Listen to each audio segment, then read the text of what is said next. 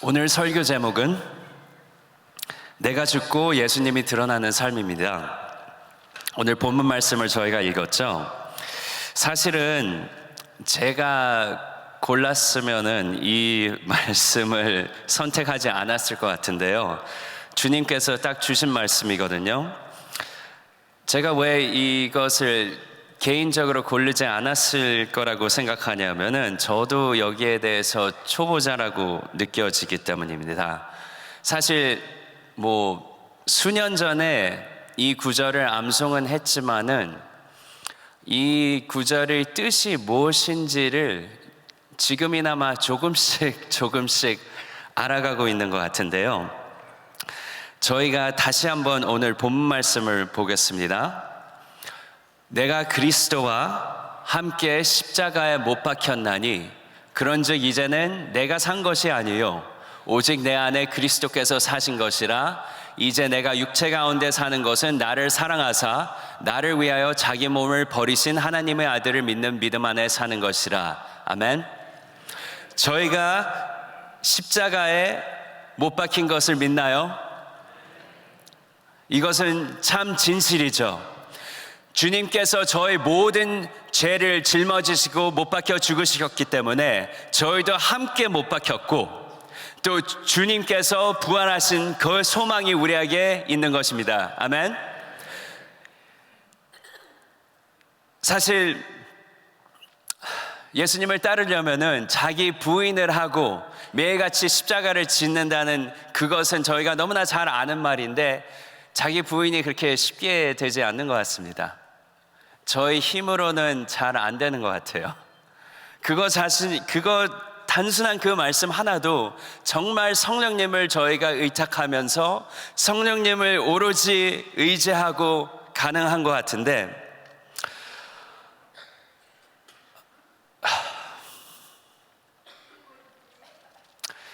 예수님께서 정말 모든 죄를 지시고 부활을 하셨기 때문에 성령님께서 저희 안에 살아계신 것입니다. 아멘.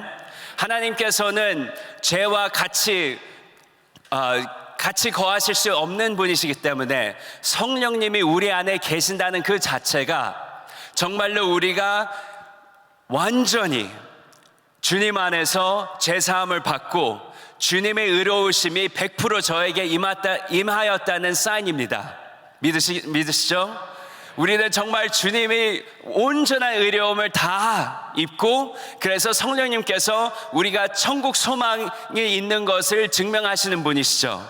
그래서 여기 있는 모든 성도님들을, 예수님을 믿는 분들은 저희 하나하나가 정말로 이 세상에서 제일 축복받은 사람들입니다. 아멘. 우리는 천국 소망이 있는 사람들이기 때문이죠. 그렇죠? 근데 저희 주님께서 이렇게 말씀을 하시는데요.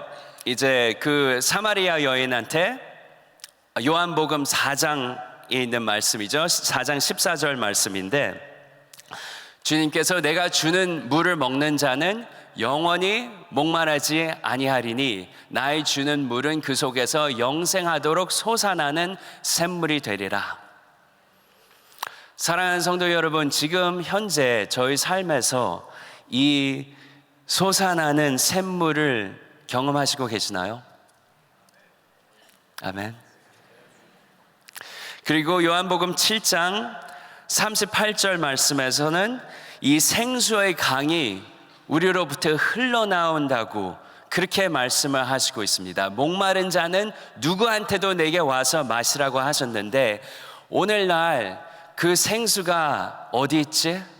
나는 왜 그것을 경험하지 못하지? 하시는 분이 혹시 있으시면은 예수님의 말씀, 약속을 붙드시고 정말 오늘 다가가기를 원합니다. 혹시 우리 가운데 힘들고 무거운 짐을 진 자가 있으셨으면은 예수님이 말씀하신 것 같이 오늘 우리가 다가가서 주님께서 안식을 저에게 주실 것을 우리가 믿습니다. 왜냐하면 우리가 이 신앙생활을 하면서 어떨 때는 이 생수의 강이 있다는 것을 우리가 지식적으로는 아는데 우리 삶에서 이것을 깊이 느끼지 않을 때가 있을 때가 종종 있는 것 같습니다. 그래서 우리 심령이 메말라지고, 그럴 때 우리가 정말로 이게 이 샘물이 있는데 왜 내가 체험을 못하지? 이렇게 우리가 어떨 때는 낙심하고 그럴 때가 있습니다. 사실 우리가 이 사도 바울도 이 갈라디아 2장 20절 말씀을 적으셨지만은 이분도 사실 혈기가 아주 왕성한 분이셨죠. 그래서 예수님의 교회를 핍박할 때도 그랬고, 첫 선교를 나가고 나서 바나바랑도 싸워서 이제 둘이 갈라지고 그런 연약한 모습을 봅니다. 또 우리 베드로, 초대교회에 제일 가는 사도인 베드로도 그 누가복음 5장에서 예수님께서 제자들을 처음 부르셨을 때 그 하루 종일 밤새도록 고기를 잡았는데 아무것도 못 잡고, 그 대신 예수님께서 그물을 내리라고 하니까 말씀을 의지해서 내렸는데 막 물고기를 너무 많이 잡아서 배 2개가 가라앉을 정도로, 그때 베드로가 어떻게 반응을 했죠? 베드로가 와, 물고기가 너무 많아서 신나네요, 좋네요, 이렇게 반응하지 않았잖아요. 베드로가 저는 죄인입니다, 물러가 주시옵소서, 이렇게 고백을 했습니다. 그리고 나서 주님께서 이제는 사람을 낚는 어부라고 하시고 따라오라 하셨을 때 그 자리에서 베드로가 주님을 따라가게 됩니다. 모든 그 신앙의 시작이 딱 예수님만 바라봤기 때문에. 근데 3년 반 동안 예수님과 같이 지내면서 물론 많은 것을 배웠지만은 이 자기 자아가 살아나는 그 모습을 저희가 보게 되죠. 예수님께서 베드로한테 너도 나를 부인할 것이라 했을 때 베드로는 너무나 당당하게 얘기를 합니다. 이 다른 11명 다른 사람들이 다 떠나도 저는 남겠습니다, 죽기까지 남겠습니다. 그때 베드로가 그 말을 했을 때는 제 생각에는 본심이었던 것 같습니다. 그게 뭐 그냥 한 얘기가 아니고 자기 생각에는 분명히 나는 그럴 것이라고 생각했는데, 우리가 다 아시다시피 아주 완전히 실패를 하죠. 정말 베드로같이 그렇게 너무나 마음이 그렇게 안 좋았을 그런 경험을 저희도 해봤는지 혹시 모르겠습니다. 물론 저희들도 다 실패를 하고 마음이 아프고 이랬지만은 예수님을 3번째 부인했을 때 누가복음에서는 예수님과 베드로가 눈이 마주쳤다고 하고 베드로가 그래서 엉엉 울었다고 그렇게 나오죠. 그래서 우리가 잘 아시다시피 요한복음 21장에서 예수님께서 베드로를 다시 부르십니다. 사실 그 전에 내 제자들과 베드로에게 갈릴리에 가라, 내가 만나겠다 하셨고, 그렇게 섬세하게 베드로를 사랑하셨던 주님, 그리고 주님께서 베드로야 네가 나를 사랑하냐, 주님께서 모든 것을 아십니다, 사랑하신 것을 아십니다, 내 양을 먹이라, 이렇게 말씀을 하셨죠. 근데 저희가 항상 알아야 할 것은 예수님은 하나님이셨고 하나님께서 우리한테 질문을 하실 때는 답을 모르셔서 저희한테 질문하시는 것은 없고, 저희한테 항상 질문을 하실 때는 무엇을 이제 끄집어내시고 어떻게 했는지 뭐를 이렇게 나오게 하시려고 하시는데, 예수님께서 베드로에게 그 질문을 했을 때는 베드로야 너 나 사랑하는 거 알잖아, 네가 다만 실패를 했었어도 너는 나를 사랑해, 그러면서 3번 이렇게 말씀을 하시고 다시 베드로를 부르십니다. 그 현장이 어땠었죠? 베드로가 다른 제자들과 또 물고기를 잡으러 갔잖아요. 사실 사람을 낚는 어부여야 되는데 너무 실패를 하니까 그 낙심한 마음으로 물고기를 잡으려고 하고, 그때도 하루 종일 물고기를 잡아도 아무것도 안 잡히는데 예수님께서 이쪽으로 내리라 했을 때 또 엄청나게 물고기를 잡게 되고, 그러니까 이 처음 시작이랑 또 다시 주님께서 베드로를 다시 부르셨을 때 자기 힘으로 되는 게 아무것도 없다는 것을 주님께서 다시 알려주십니다. 하지만 주님 안에서는 너무나 풍성하고 주님 안에서는 그 생명력이 있다는 것을 주님께서 다시 깨우쳐 주시고, 근데 사실 우리가 사역을 하고 우리가 직분을 받고 우리가 신앙생활을 하면서도 변질될 때가 참 많은 것 같아요. 어느새 내가 주님의 아니고, 내가 그래도 뭐 목사인데, 장로인데, 집사인데, 그룹장인데, 그래도 내가 이런 열매를 맺었는데, 내가 이거 리더였는데, 그런 마음이 우리가 모르게 자꾸 나오는 것 같습니다. 그래서 오늘 저와 함께 다시 한번 초보자의 마음으로서 내가 살아있지 않고 정말로 예수님이 내 안에 살아있나? 그 말씀에서는 주님께서 우리를 위해서 자기 몸을 버리셨다고 했습니다. 우리는 과연 저희 삶을 버리고 있는지 한번 다시 점검했으면 좋겠습니다. 그래서 사실 주님께서 이 말씀을 주셨을 때 저는 이번 주에 너무 부담감이 생겼어요. 주님, 제가 이 말씀을 솔직하게 전달할 수 있을까요? 제가 이 말씀을 전할 자격이 있는 사람인가요? 이것부터 점검을 하게 되면서 제 삶을 바라보게 하시는데, 정말 제가 성령 충만해서 제 자신이 죽어갈 때, 주님께서 흥하시고 제가 쇠하여질 때 제 주위 사람들이 살아나는 것을 제가 볼 수가 있습니다. 제 가정들도 살아나고 제 주위 사역자들, 학생들도 살아나는데, 제 자아가 너무 살아나 있을 때, 제 가정부터 제 제자들부터 이 사람들이 피해를 보는 모습을 너무 자주 보게 된 적이 있습니다. 그래서 우리가 현재 사역을 할 때 정말로 샘물이 솟아나시는가요? 정말 기쁨이 넘치는지 한번 다시 생각을 해보시고, 또 우리가 서로 사랑을 하는지 아니면 티격태격을 하는지.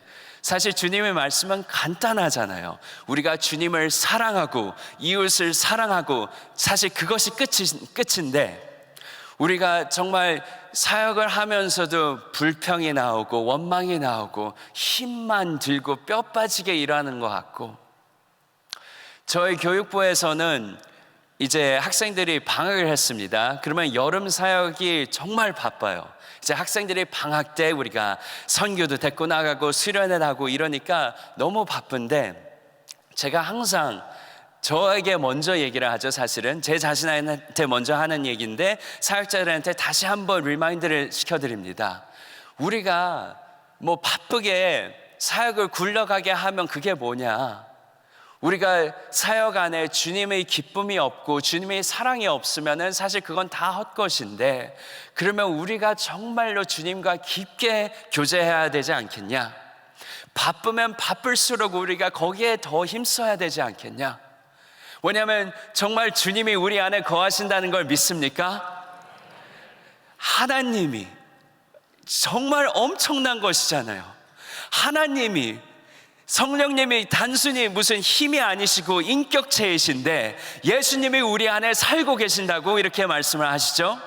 그래서 에베소서 1장 19절에 이렇게 말씀합니다. 그의 힘이 강력으로 역사하심을 따라 믿는 우리에게 베푸신 능력의 지극히 크심이 어떤 것을 너희로 알게 하시기를 구하노라. 아멘. 지극히 크신 그 능력, 그 다음 구절들에는 그 힘이 예수님이 다시 살아나신 그 동일한 힘이 우리 것이라고 얘기를 하시는데, 그것을 정말 믿으십니까? 우리가 사실 교회 생활을 하고 신앙을 생활을 하면서 그 구절을 안 믿고도 그냥 뭐 교회 생활 충분히 할 수 있어요. 근데 어떤 사람들은 그 구절을 다른 사람들한테는 내가 믿는데 나에게는 이게 받아들여지지 않고, 혹시 저희가 주님 말씀 앞에서 그런 믿음이 없다면 우리가 오늘 다시 한번 회개하길 바랍니다. 주님이 우리 안에 거하시잖아요. 제가 금요일 날 우리 교회를 나오기 시작한 고등학생이랑 좀 대화를 했는데요. 아직 안 믿는 아이입니다. 근데 똑똑하긴 한데 질문이 너무 많아요.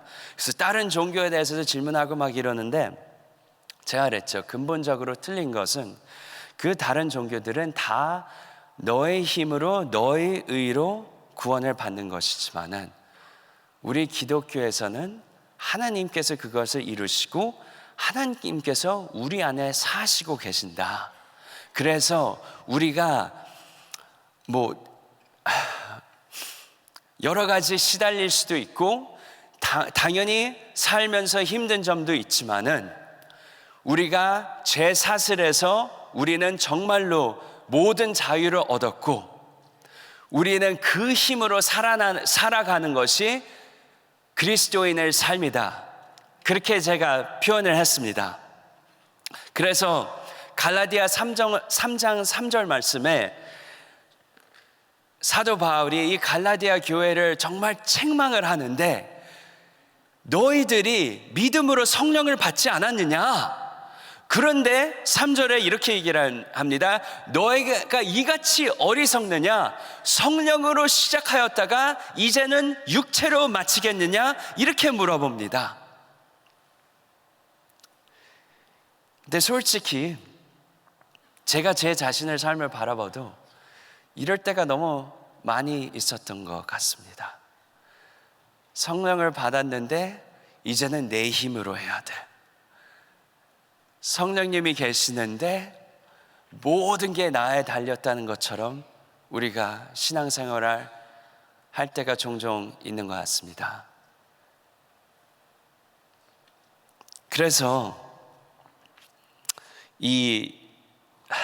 나 정말 주님께서 저를 부르셔 주셨을 때는 너무나 감사하면서도 내가 어떻게 나 같은 사람이 콜링을 받을 수 있지? 주님, 이건 아닙니다. 이렇게까지 기도를 했었는데 사역을 하면서 자꾸 변질되는 모습을 발견하면서 또 나 이런 모습을 보게 된 적이 종종 있습니다.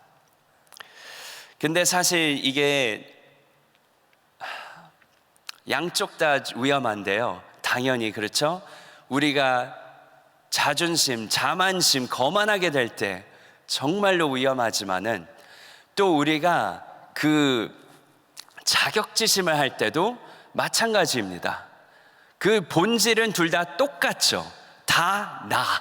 그러니까 뭐가 잘 되면은 거만해지고 안 되면은 나 주님을 바라보지는 않고, 그렇죠? 그래서 사실 제가 사역을 하면서 특히 초창기 때 낙심한 적이 많은데요. 그럴 때마다 제가 나는 왜 이렇게 못해? 이제 그만둬야겠다 이런 생각을 종종 했습니다. 그리고 진심이었고요. 내가 이거 주일날 끝나고 나 이거 더 못하겠어.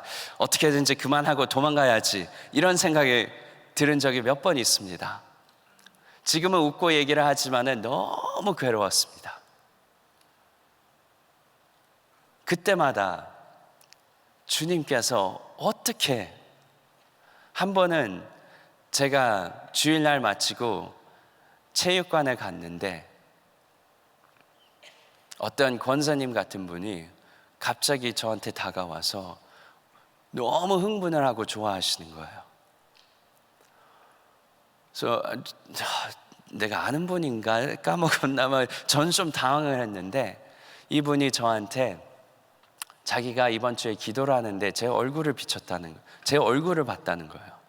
그러면서 저를 위해서 주님께서 계속 중보를 하게 하시는데 주님께서 딱 한 가지 말씀을 저한테 전달하고 싶다고 했는데, 그러니까 이 권사님은 저를 만날 거라 제가 우리 교회에 있었던 것도 전혀 모르시고 저를 딱 마주치는데 너무 감동을 하셔가지고 기쁘게 달려오셨는데 저한테 이러시더라고요. 청년, 주님께서 꼭 이 말을 전하게 하시는데, 주님께서 이러신다. 아들아, 내가 너를 얼마나 사랑하는지 아시느냐. 그 요한복음 21장은 베드로한테 주님께서 하신 그게 저한테 떠올리면서, 사실 그때 제가 체육관에 있으면서 이런 생각을 하고 있었습니다. 내가 이거 더 이상 못하겠어. 근데 어떻게 내가 학생들한테 그만둔다고 그 앞에 가서 얘기를 하지? 이러면서 너무 괴로워하고 있었는데, 그분이 그 말씀을 저한테 주시니까 눈물밖에 안 나더라고요. 종종 제가 너무 힘들었을 때 정말 주님께서 딱 한마디, 다른 거는 저는 아직까지 들어본 적이 없습니다. 아니야, 너한테는 콜링이 있어, 너한테 위대한 사명이 있어, 이런 말씀은 들은 적이 없는데, 아들아, 내가 너를 얼마나 사랑하는지 아느냐. 그 말을 듣고 다시 힘이 나고 다시 일어서게 되고, 그렇게 주님께서 인도하여 주시더라고요.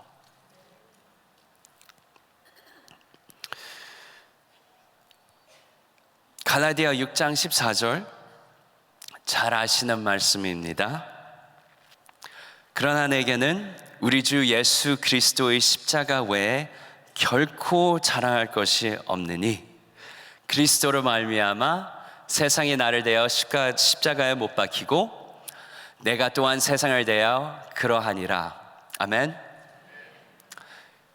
여러분, 정말 그럽니까? 주님이 십자가 말고 자랑할 게 하나도 없으신 분이십니까? 아니면 그래도 저희는 뭔가 열매가 있고 뭔가 해낸 게 있고 이런 사람들입니까? 한 목사님께서 항상 우리 신앙은 신본주의적이어야 된다, 인본주의가 아니고, 너무나 맞는 말씀이죠. 그리고 우리가 너무 잘 알지만은 정말 예수님이 우리 중심이신가? 아니면은 이 신앙이 또 나 이렇게 되는 것인지, 저희가 너무나 간단한, 너무나 기본적인 말씀이지만 한번 다시 점검하기를 원합니다. 주님께서 저를 그렇게 사랑하시고, 주님께서 제가 힘들 때마다 그렇게 다시 한번 말씀을 주시고 이러셨는데, 제가 고등부 담당하고 있을 때 얘기인데요, 어떤 우리 한 학생이 있었습니다. 제가 중학생 때 걔를 너무 사랑하고 얘가 너무 잘 따랐는데, 고등학생 때 얘가 굉장히 딱 돌변을 하는 거예요. 180도 하고, 예배실에 들어오면 반갑게 인사를 해도 그냥 환한 표정으로 저를 째려보고 아무 대답도 안 하고 그냥 앉더라고요. 그러니까 이거를 몇 달 동안 하더라고요. 그래서 제가 한 번은 주일날 앉혀놓고, 야, 내가 너한테 뭐 잘못한 게 있냐? 내가 사과할 거 있으면 얘기를 해달라. 그랬더니 아니래요. 그런데 너는 왜 올 때마다 이렇게 너무 화난 얼굴로 나를 대하고 다른 사람을 대하냐? 그랬더니 저도 너무 싫고 뭐 다른 애들도 너무 밉대요. 그래서 우리가 뭔가 했냐, 잘못했냐 그랬더니 뭐 그건 아니래. 그냥 다 짜증나고 싫고 밉대요. 그러면서 자기가 너무 미워하는 학생들을 이름을 막 대는데 너무나 다 착한 애들이에요. 이건 진짜 얘가 문제구나. 그리고 그 가정을 하는데 부모님도 얘를 너무 사랑해. 안 바뀌는 거예요. 매주 와요. 매주 너무나 화난 그 모습으로, 그리고 다른 사람을 대할 때 얼마나 얘가 무례하고 거만하게 대하는지, 진짜 이게 1년이 가니까 제가 걔가 올 때마다 저도 짜증이 나더라고요. 너무 얘가 미운 거예요. 그래서 그래, 너 또 왔구나, 매일같이 그런 식으로 오는구나, 이렇게 됐는데, 이제 우리 겨울 수련회가 다가오는데, 그 당시 때는 이제 우리가 다 종이로 했기 때문에 그 어머니가 오셨습니다. 사인업을 하려고. 그래서 수련회 등록을 하시고 제 손을 갑자기 붙잡고 전사님, 저희 아들이 주님을 만나도록 꼭 기도해 주세요 하면서 막 눈물을 흘리시는 거예요. 이분이 좀 되게 여장부 같은 분이시거든요. 강하신 분인데 너무 좋으신 분이고 믿음도 신실하신 분인데 당연히 엄마니까 그런 눈물이 나는 게 당연한데 저는 조금 충격을 받았어요. 저분이 눈물을 흘려? 막 이런 너무나 그 이미지가 강했기 때문에. 근데 그걸 경험하고 네, 제가 꼭 기도하겠습니다 하고 그날 주일을 마치고 제가 그 당시 땐 파세네나 쪽에서 살았는데요. 그날 사역 끝나고 집으로 운전하면서 한 40분, 45분 동안 운전을 하면서 처음부터 끝까지 눈물이 계속 나더라고요. 주님 죄송합니다. 어떻게 저한테 맡긴 양인데 그 목자로서부터 미움받는 양은 얼마나 불쌍할까? 그 어머니가 얼마나 이 아들을 사랑하는지 제가 그날 느꼈고, 나는 그런 사랑이 얘한테 없었구나라는 것을 느끼니까 너무 주님께 죄송하더라고요. 주님, 제가 주님의 마음을 너무 모르고 이 학생에 대한 주님의 심정은 하나도 없고 그냥 인간적으로 내 자아로 생각하면서 이렇게 찡그리는 표정을 오는 애가 그냥 저도 그냥 이제 짜증이 나고 그냥 너무 미웠던 거예요. 근데 주님께 은혜를 입고 제가 힘들 때마다 주님께서 아들아 내가 너를 얼마나 사랑하냐 이런 은혜를 여러 번 입은 제가 그 제 밑에 있는 이 어린 학생을 사랑하지 못하는 거에 대해서 제가 너무나 그때 회개를 하고 저한테는 정말 사역자로서 제일 제 삶에 변화를 줬던 순간이라고 생각이 듭니다. 여러분, 예레미야 31장 3절 말씀에 주님께서 내가 영원한 사랑으로 너를 사랑하기에 인자함으로 너를 이끌었다 하셨노라 말씀합니다. 믿으십니까? 영원한 사랑, 정말 생각하면 엄청난 것이잖아요. 영원한 사랑을 입은 저희, 언제나 소망이 있고 언제나 하나님 앞에 나아갈 수 있는 우리인데 정말로 우리는 이 세상에 누구 부러워할 필요 없이 너무나 축복받은 천국 소망이 있는 백성입니다. 아멘. 그 사랑이 언제나 우리한테 영원토록 있을 것인데, 그래서 사도 바울 정말 인간적으로 볼 때는 자랑거리가 많은 사람이었죠. 그렇죠? 아주 수제자였고 천재였고 뭐 사역 열매 막 말할 것도 없는데 결론적으로는 자기는 예수님 십자가 말고는 아무것도 자랑할 수 없는 사람이라고 고백을 합니다.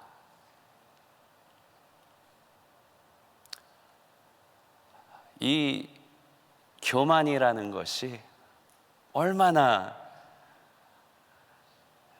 저희 자신을 속이는지, 얼마나 그냥 살짝 다가오는지, 이런 모습을 종종 제 모습 속에서 보게 되고, 뭔가 잘 되면은 이게 다가오기도 하고, 그런데 정말로 우리 신앙 철저히 처음부터 끝까지 오로지 예수님 앤 십자가, 그 예수님 십자가 말고는 자랑할 수 없는 저희가 아닐까요?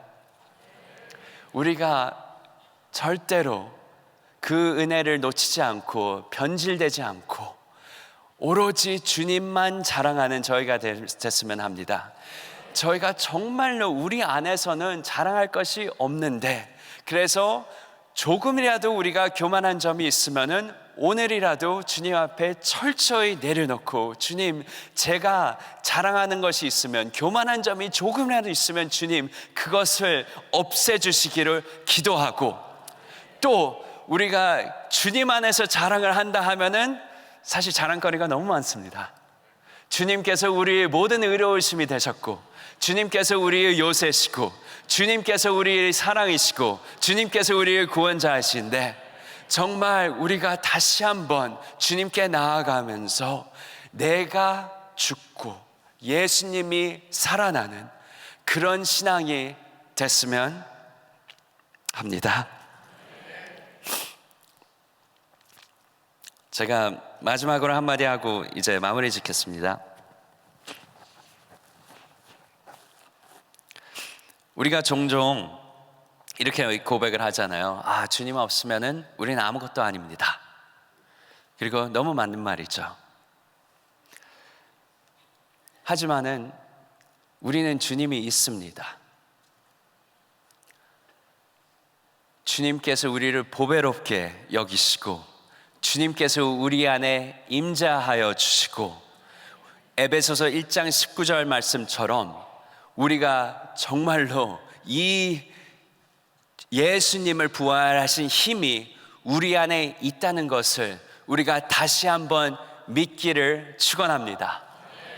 우리가 그 힘이 있기에 우리가 자신을 부인을 할 수 있고, 매일같이 십자가를 질 수 있고, 또 우리가 그 생명수, 그 솟아나는 샘물을 우리가 다시 한번 체험하기 바랍니다. 분명히 주님께서 요한복음 7장에서는 그게 성령님이라고 말씀을 하시죠.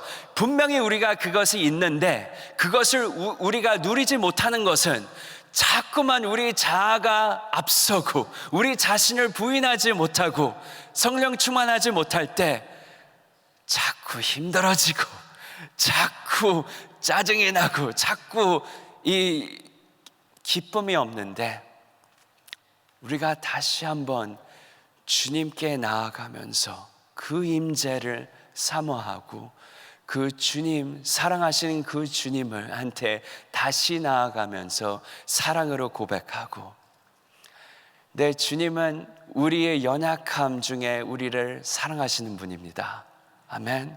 우리가 아무리 연약하고 우리가 아무리 죄를 지었을 때도 다시 우리를 부르시고 껴안아 주시며 사랑해 주시는 그분이 우리 주님이신데, 오늘도 한번 저희가 다시 나아가서 우리를 어루만져 주시는 주님, 철저히 내가 아니고 주님이 드러나는 삶이 되기를 축원합니다. 특별히 우리 교회 리더십 있는 분들, 사역을 많이 하시는 분들, 우리가 다시 한번 주님 앞에 겸손히 어린아이 같은 마음으로 나아가면서 사역을 할 때 주님의 생명이 드러나며 주님의 기쁨이 충만하고 서로 사랑하고 할 때 이 일이 있다는 것이 너무 감사하고, 주님이 언제나 드러나는, 바빠서 이런 핑계를 우리가 절대 대지 말고 정말 주님 안에서 그 사역을 할 수 있으면서 동행을 하면서 주님께서 열매를 맺는 그 삶이 되기를 축원합니다.